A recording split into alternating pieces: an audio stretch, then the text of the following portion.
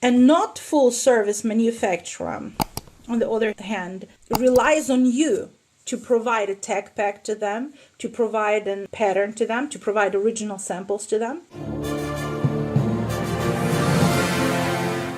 They will receive your tech pack, your original sample that you've developed somewhere else with somebody else, your pattern that again you have made by yourself with somebody else, and you are sending your fabrics and trims to them as well.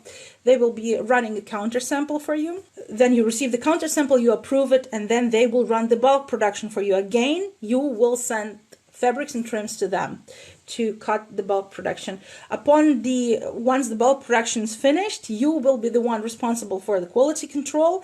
If there is any lab testing that needs to be done, you will be running the lab testing, and you will be the one who is responsible for the shipment. Of course, again, somebody else will be shipping for you, but you will be the one who is project managing the shipment. Is it possible that the non-full service manufacturers do the work of a full service manufacturer? No. They may tell you that they will, but their quality of this service sucks totally, so you will just lose time.